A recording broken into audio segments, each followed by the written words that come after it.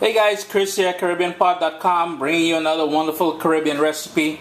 I do hope you guys have been enjoying and trying the recipes I've been sharing with you. Today we're going to be making some eggplant with potatoes.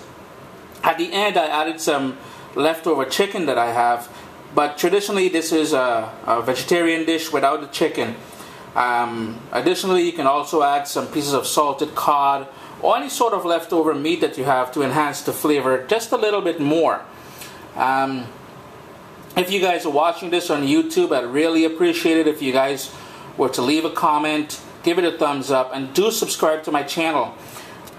It's very much appreciated, and it goes a long way into building the popularity of the channel, helping me spread the culinary culture of the Caribbean with the world. So guys, here we go. We're going to be making eggplant with potatoes, or baigan and aloo as it's known on some of the islands. So here are the ingredients we'll be using to make the eggplant and potato, or as it's known, baigan and aloo. I've got here one potato. It just so happened the potato I'm using is a Yukon Gold. It's a very creamy potato. I mean that's probably the only potato we use in our house. I've got a habanero pepper here. And I'll only be using maybe about a quarter of this. If you're trying to control the heat, try not to use any of the seeds, because that's usually where the majority of the heat is with peppers. So we've got the pepper, we've got the Yukon Gold potato. It's a fairly big onion, so I'll probably be only using about a quarter of this.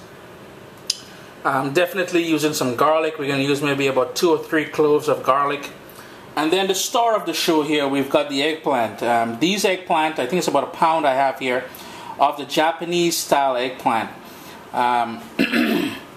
Feel free to use any sort of eggplant you have. The reason why I like using the Japanese eggplant is, number one, I find it to be a lot more sweeter than the typical eggplant, and two, I just love the color of it, because I'll be keeping the skin of some of the eggplant here while cooking as well. I'm not going to peel all of it.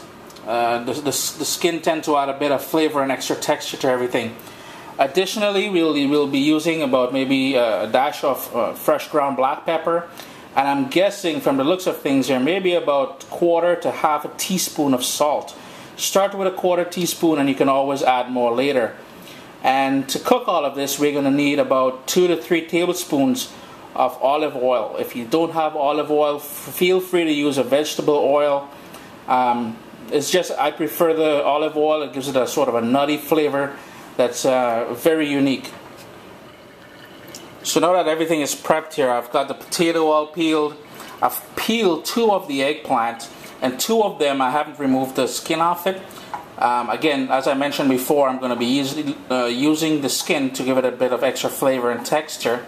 The onion and 3 cloves of garlic. What I'm going to do is cube the potato, and the eggplant, I'm going to cut them up into maybe each eggplant I'm going to cut, like for instance, this eggplant I'm going to cut it into 2 pieces, so we're going to have 3 pieces in total. So 2 cuts, 3 pieces in total, and then I'm going to cut them into wedges.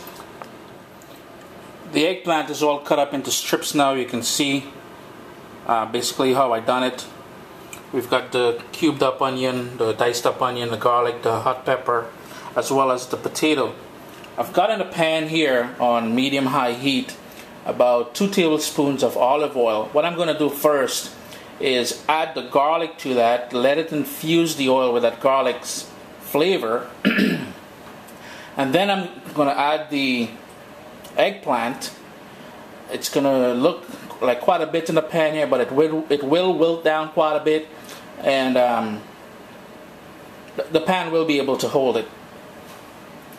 After I add the eggplant to it, I'm just going to top it up with everything else. The pepper, the onion, potato, as well as some black pepper, and about a quarter teaspoon of salt. The edges of the garlic has started to go a bit brown now, so that's an indication as to tell me that it's time to start adding the pieces of chopped up eggplant to the pot.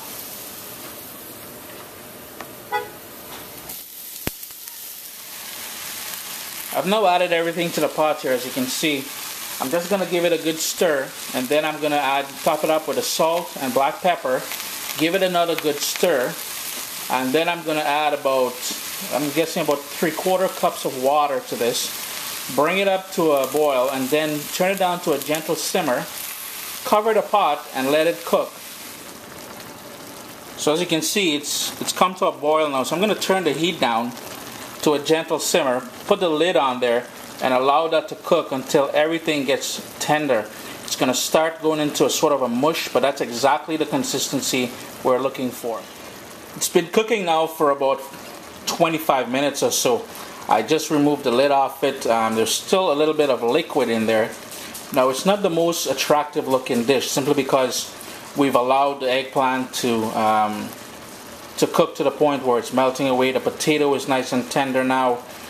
So what we're going to do is leave the lid off it and allow most of this liquid to evaporate.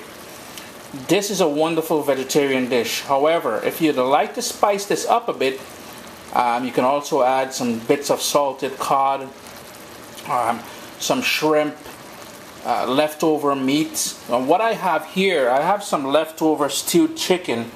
Remember, the recipe can be found here. If you're watching this on YouTube, just search stewed chicken within my channel, or go to CaribbeanPot.com and search for stewed chicken. I'm going to add the pieces of stewed chicken.